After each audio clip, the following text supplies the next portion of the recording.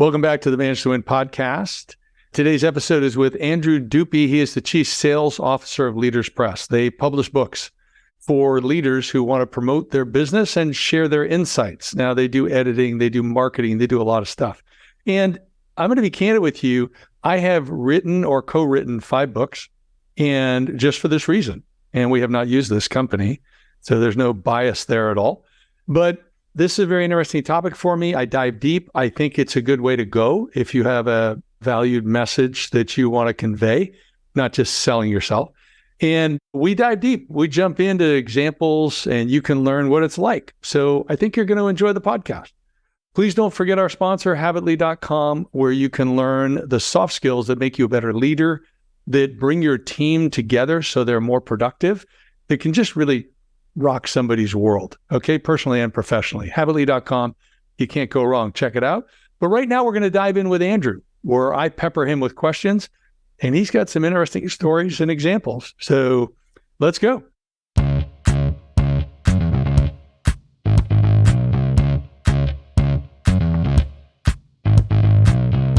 Andrew, you are the leader of Leaders Press. Leader of the Press. That sounds repetitive, right? So, yeah. And then Leaders Talk. And so, I mean, what got you into the work that you're doing now? Oh, well, I'll say my ADD in a lot of ways. And that's going to be something that'll probably come back a lot of this. I spent a long career in just doing all kinds of different things in my early life. I mean, I started as in sales. I became an educator for a very long time and became an administrator in education for a while, and then back into just standard American public school education. And it really was one of those moments of serendipity where I was in a state of burnout with teaching children who did not want to listen to what I had to say, and in an environment in which I was more of a babysitter than an educator, and it was killing my ADD, who, I really wanted to educate and talk. And my ex-wife had actually begun working for Leaders Press as a startup. And she told me directly, hey, Andy, they need someone that can sell. And that became my first step, is talking to Alinka directly, becoming one of the first 5 employees of a company that now has over 100.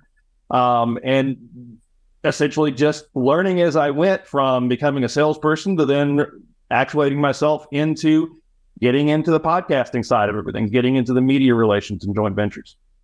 Interesting. So what exactly, for our audience that does not know, what exactly does Leaders Press do? We are a hybrid publisher, and our primary goal is to help CEOs and entrepreneurs write books for themselves. They come to us with a book idea. They either don't have the time to sit down and write it, or they don't feel that they have the writing ability.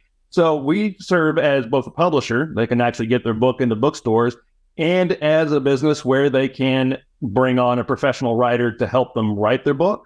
They can write a manuscript and have us help edit it, release it, publish it, market it, and basically you get a turnkey solution for taking your idea and turning it into a bestseller within a time frame of about 8 to 12 months.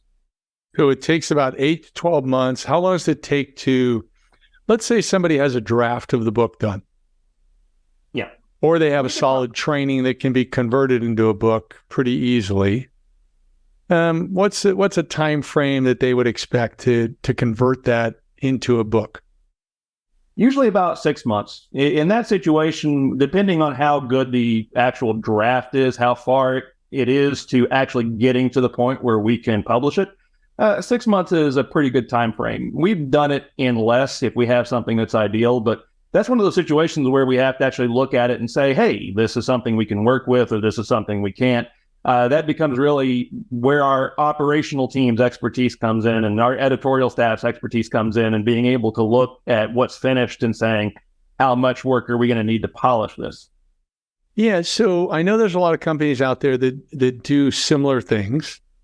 What differentiates Leaders Press from some of the other ones, even the ones that are focused on, the same type of thing, having a leader use a book to promote themselves or promote, what they're teaching? As much as I might feel that it's a cliche, David, I really feel that it's our staff, it's our people, it's the people that we have that makes us very different from everybody else. And we do an in-house staff. A lot of other larger hybrid publishers, they'll go the freelance model, and there's nothing wrong with that. In fact, it's really a way in which they're able to increase their volume and be able to serve a large number of people that are coming in and trying to be authors with them. But what we try to do is have people in-house that we worked with in many cases for years, that have worked on all of our books, have worked with all of our authors, and have a knowledge base that I feel is larger than someone that says, okay, I'm a freelancer, I'm just coming in to work with you for a short time and then out the door.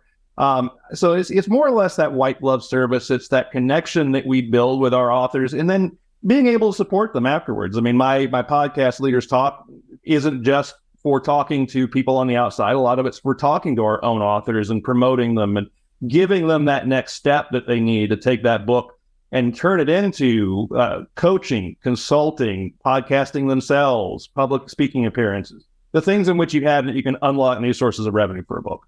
So let's take a step back before I dive into the weeds a little bit more, because I've written self-published 5 books. So yeah. I understand your model. And give me 2 or 3 stories, hopefully of different types of people who came to you with their book idea, or a book that was partially done, or a book that was totally done. And what happened with them and their business? What happened with the book? Oh, we have so many. It's almost hard to pick. I'll just grab some of the ones that are sitting behind me off the top of my head. One of the more successful ones, that someone that came to us with a finished book, I'll start with that, was Cy Huda. And Cy was a cybersecurity expert, and he was trying to write a book right around the time of the Marriott breach, the Equifax breach, the Capital One breach. And he needed to be able to take his book and actually explain to people practical solutions. And when he was trying to get that book published, he needed to have actually to get it edited. He had the actual material. He just needed to polish it and clean it to the point where he felt that it was comfortable, and then market it. Because you can write the best book in the world, if it doesn't get in front of the right audiences, then you're kind of in trouble. It just doesn't really do anything for you. You can build it and they don't come, essentially. Yeah. So what happened? We were able to do is partner with him, he's like, this is perfect. You're writing this book right at the right time. People are now looking for your solutions. So let's find a way to market it to them. Let's go and see the ways in which we can market to even smaller elements of your book, like, keyboard logging was a part of his book, about how you can about how hackers steal passwords just by looking at what your keystrokes are. Releasing a book in multiple categories and helping him market it was really what Cy was looking for. He had the material, he just needed to get it seen. And we were very successful with his book. We had it #1 in network security on Amazon for a very long time. And that's a practical book that someone had finished that was working directly as a lead generator, because he built business off of that. When his book came out, people then began to contact him and say, I want to do business with you because I read Next Level Cybersecurity and I want the information that you put implemented in my business. But we also had people that really want to tell a legacy. And one of the more interesting people that we've ever had come on our door was Mr. Po Chung. We'll refer to him as Mr. Chung all the time. He is a venerable man. He helped co-found the Southeast Asian branch of DHL International. So he was working with DHL way back in the day, back when it was first being founded in the United States, and they were trying to branch out into the East Asian sphere. And Mr. Chung was someone that had spent time literally in a Chinese prison, because because he was working out of Hong Kong. China counted him as a smuggler with the courier business that he was running. He just wanted to tell a story, and he never really was able to pull it off, just because he didn't have the time. English was his second language, and he knew that the audience that really wanted to read that, especially coming around DHL's 50th anniversary of the United States. So when he worked with us, that was really the bridge that he needed. Was we were able to do interviews with him, talk to him directly, hear his stories, and smooth that out into a storytelling format, more than just point A, point B, point C. These are the things that happened to me. And for him, it wasn't about unlocking more business because he had retired.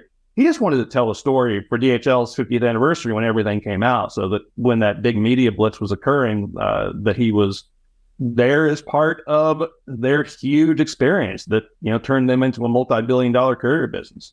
But yeah, we have so many authors that have had. So give me one more. Stay in the business space, but this time give me a woman. Oh, Kristen Cripps.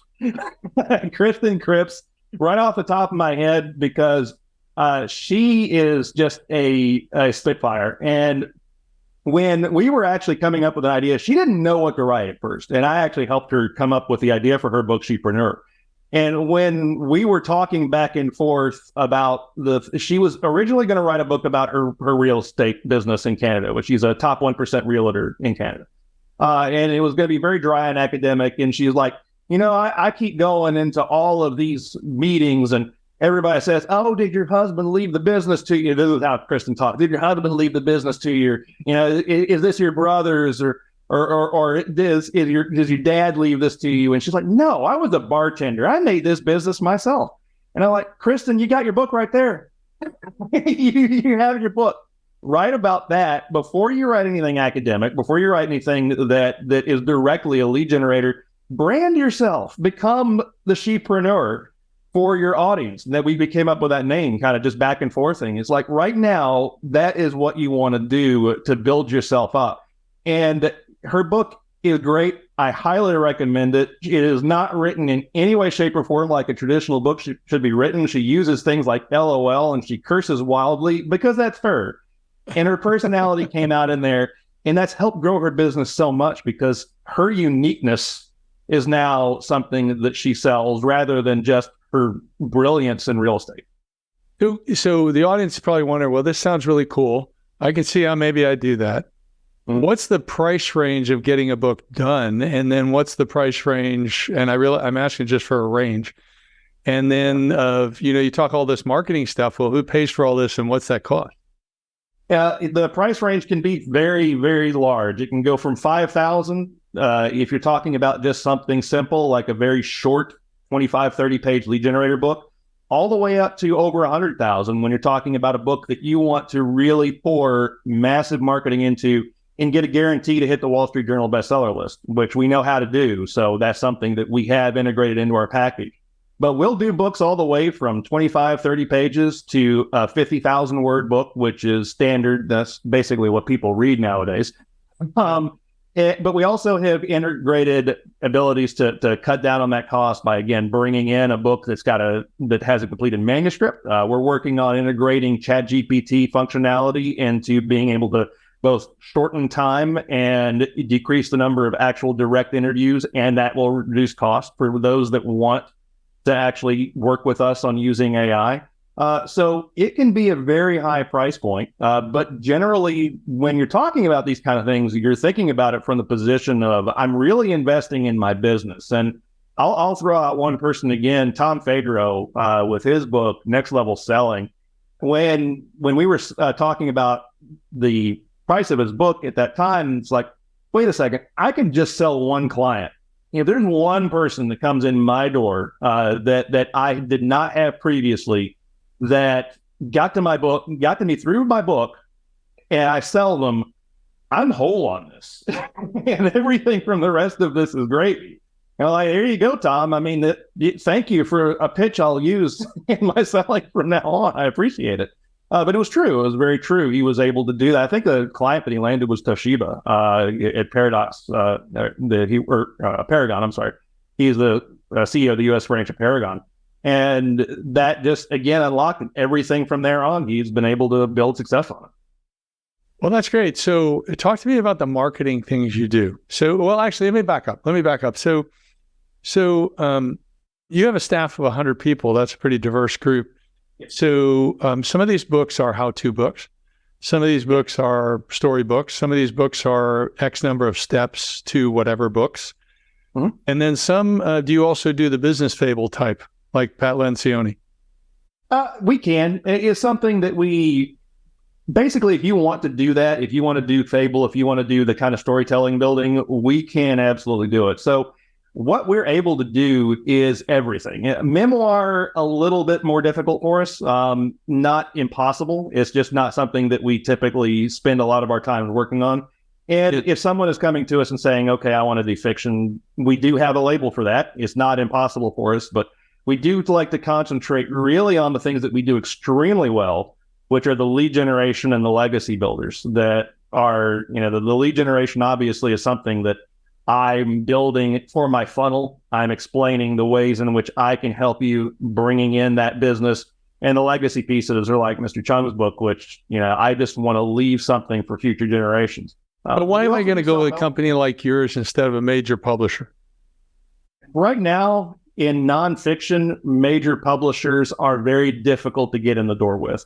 If you don't have a name like Jeff Bezos or Richard Branson or something like that that's got a lot of cachet, it is hard to actually get a publishing deal with traditional publishing. And what traditional publishing has done is they have not helped people as much anymore with their books. If you're someone, I'll give an example, like Jack Canfield and Mark Victor Hansen that wrote Chicken Soup for the Soul. They started with the self-publishing route.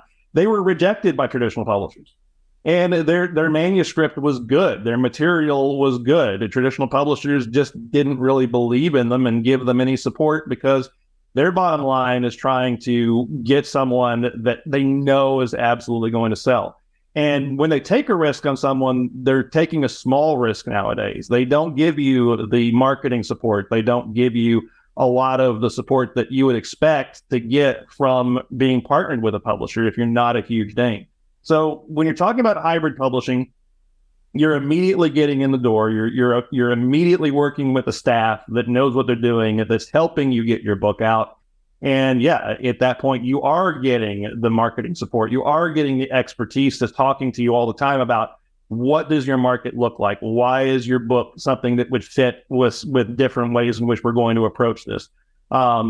That's really the advantage of working with hybrid publishers over traditional, and time. Time is huge. And at this point, traditional publishing models, I know one person off the top of my head, Dennis Andrews, who spent 10 years trying to get his book to Blue traditionally published. And when he came with us, that book was done in 12 months. So, okay, well, let me shift gears. So let me shift over to the marketing side. So I agree with you that you can build it and they will not come. Right. Okay. So what exactly do you do on the marketing side and who pays? Which I would assume, I don't know what whether you're like one of these publishers where you pay the cost of the book and then you have this massive profit for each book that's sold, or what your model is. Why don't you start with that too? Because obviously the author is paying for the service. Right. And in our model, what the author is doing is they're paying for us to market the book. So that's why we say we have packages that go all the way up to $100,000. Yeah. You could spend $100,000 to try and hit the Wall Street Journal list and not be able to do it. And with us, what you're doing in that situation is saying, okay, I'm going to pay $100,000. I'm getting my book published, getting everything else done, but I'm also bringing in experts that know how to get my book marketed to where it's going to hit the Wall Street Journal bestseller list. I'm not hiring a separate service that's going to just piece this out. I'm bringing this all in under one umbrella. So the authors are paying for whatever extra marketing that comes in. That's part of the idea of hybrid publishing. It's not just the cost of the writing. It's also the cost of us being able to know what we're doing and being able to approach this to, what's your goal? Is your goal to be an Amazon bestseller? Is your goal to be a Wall Street Journal bestseller? Previously, USA Today is now on hiatus, but is your goal to be a USA Today bestseller? What's the best way to reach that? Is it through an individual book? Is it through starting with an anthology with other authors and then breaking through into the market that way? So yeah, the cost is on the author when they're coming in, but the idea is that we're bringing down the cost of what they would spend if they were doing it a la carte by having everything all under one umbrella. Right. So when the sale of the book, when the book is sold, am I understanding correctly that the majority of the profit over the cost of printing the book then goes to the author, or is there? With the author makes 90% of the royalties. So anything that goes in the cost of anything that's in that 10% that we take is generally for us to work with our partner, Simon & Schuster, for distribution. That goes into like the printing costs with our partners, LSE Communications Sheridan. It goes into the warehousing, things like that. But yeah, the author is making most of the royalties. But I never sugarcoat this. Royalties not where it's at when you're talking about a book. If you're going into nonfiction and you're thinking about making your money on royalties, I really highly recommend against that kind of thought process, because it's how you get that book to become something that works for you after the book is out that is the way to find real ways of revenue. One person, Paul O'Mahony, was someone that I spoke to on a webinar at one point, and he made millions of dollars and barely sold any copies of his book. But he was able to deploy that book into so many different things that he was able to just create new revenue streams that enriched him through that way, not through necessarily just XYZ number of sales. Yeah. So interesting, because I have played in this space for a while, since 2004 or 2005, with some of my own writing, and have a couple of books in the works now. So it's interesting personally as well as for my audience. So if I can take a moment, may I share some thoughts based on my experience? Sure, absolutely. Okay. So of the 5 books that I've written or co-written, so we have kind of semi-ghost written 3 books of the 5. And I did those with my team for clients. And so where we basically wrote the book and they gave some input and some direction and then that. And then we just simply self-published. So to share my feedback, each of our books would have been better with a professional editor going through it, is my take. I think the content was good each time, and, it was reasonably good, depending on the book. Some were better than others. But somebody who had really worked on that and helped with that. 3 of them were business fable type stories. Those were done for the clients. And the 2 others were how-to books that I wrote. We're self-published. We did not do the marketing side. So I can tell the audience, I didn't do the marketing side. We never looked for book sales. However, the marketing side would have helped get more traction with more potential clients. And each book has been successful in generating profits well beyond the book. So I can validate that 5 times. So I think that the editing, and you please talk about this, Andy. The editing comes in line editing. The editing comes in character development if you're using some fictional stuff, but otherwise, fiction too.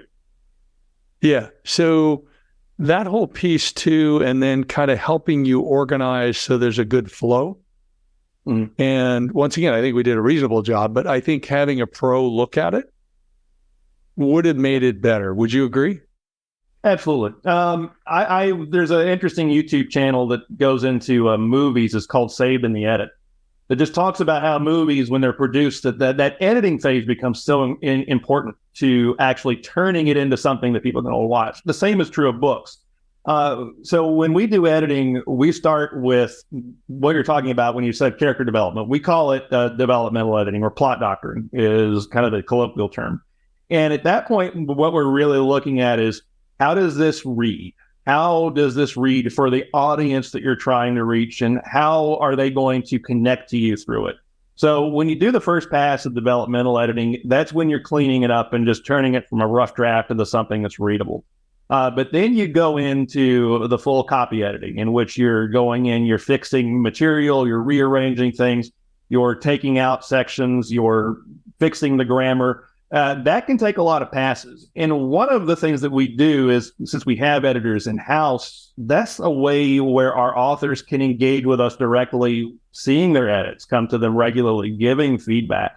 And I feel like books just massively improve from that very first stage, in which they're very rough, to the very end after it's gone through the edits. They turn into different material. That's one Tom could tell you about with Next Level Selling. He's a character. So when he first saw his first draft, There were lots of emails with lots of expletives. It's like, this can't go out. This is like, Tom, we haven't even gotten through the first round yet. Give us a moment. And then it came through. He was shocked at just how much that book matured into something that became beyond what he expected it to be. I just feel like editors, I've had a few editors that have come in on my podcast. Yeah, they're underappreciated in this business. They really do yeoman's work in putting books together and getting them into the situation. Well, let's talk about Tom's book for a moment there. So Tom gave you gave you what he felt was a finished draft? Well, we started with a ghostwriting with him. We started with actually coming to him and yeah. And so when it was in its very first rough draft, it was his interviews, his transcripts that our professional writer had gone through and written into just a 50,000 word book. Did he even have an outline, or did you guys just we built the outline? What? We built his outline for him. So let me ask you a question. So I want to skip over the person who just, hey, I think I want to write a book. I don't know what it's about, type of thing. Skip over that. And I'd like to skip over the thing where you've got a very qualified person. Well, actually, let's do 3 stages. So one is you've got a qualified person like Tom, superstar in his own right, but he's not really sure how to organize the book. So that's stage 1, or door number 1. Okay, that's curtain number 1. Look behind curtain number 1. Curtain number 2 is someone who has an outline. They're pretty solid with the outline, and they have some content to back it up, but they haven't put together the book, but they've got an outline or a book pitch, whichever. And then door number 3 is, somebody, I got 400 pages written. Yeah. Okay. So in each of those scenarios, what is the cost, if any, for your team to look at it and say, okay, here's an estimate of what it's going to take to the next step. And I'm not asking for the estimate amount, but I'm asking, I don't think they're going to read through a 400-page book before they give them some idea of what it would cost, but in each of those scenarios, what is the first step somebody's going to get into? Is there a cost for them to come back and give some type of quote, or is it just? Oh no, we actually have packages, and we're very open with our packages on our website, and you can take a look at exactly what each of those scenarios are laid out in our website on what kind of packages we offer. And we'll do a book that is someone that really doesn't have much of an idea, that maybe just has an outline and has worked a little on the material. They're going to be talking about $55,000 for a basic book that's going to come out, be fully marketed, put out, professionally written, edited, and distributed. And that's just distribution through Simon & Schuster in the bookstores, and that's distribution into Amazon, paperback, and ebook. So all of that is taken care of with someone that's most of the way there. But then you're talking about it was someone with a very polished book. Let's say someone that has everything very put together. Magnus Pinker comes to mind with Playbold. He was an author multiple times, traditionally published author before he came with us. You're then now talking about in the area of about $25,000, because at that point you have someone that's very finished, that's very competent, that already has written books, that's going to come to us with a 250-page book that isn't going to require that much put into the copy editing and developmental editing. Really, at that point, most of our costs are going to come in in the marketing. It's going to come in again, working with our distribution channels and getting that out of the bookstores and just getting the book out there and seen. Okay. 2 questions for you. One, and I'm just talking green. I did look at your website, but I've looked at so many since I forget. Do you guys do hardback as well as paperback? Yeah, and it doesn't cost a difference. We don't typically recommend hardback, and that's just because it's harder to sell when you have a hardback listing. It's not a popular format for a lot of people, but there are many that want it. I know that Shanjo Hall, for the Happy Leader, that was one of the things that he absolutely wanted was hardback, and when he wanted it, we absolutely did it. And it's built in. It's not something that costs anything extra. It's just not something our authors typically go with. Yeah, and just to give the audience my feedback, I prefer hardback. I think it's a classier business card than handing somebody a paperback. because paperbacks are a dime a dozen these days. Anybody can get them printed anywhere. So that's why I like a hardback.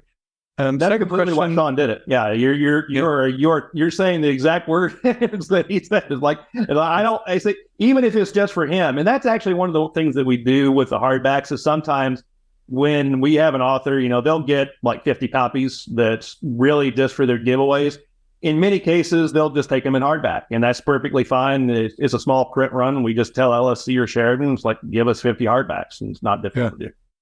Now, the other question I have for you is you brought up Simon Schuster a couple times about they're your distribution partner. So when you publish the book and you list the publisher, I assume it says Leaders Press. Yes, does it also mention Simon Schuster?